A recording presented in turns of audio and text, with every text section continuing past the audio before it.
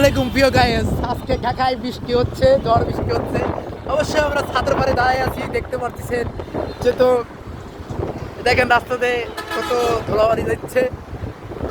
ছাদের উপরে আছি, খুব ভালো লাগতেছে।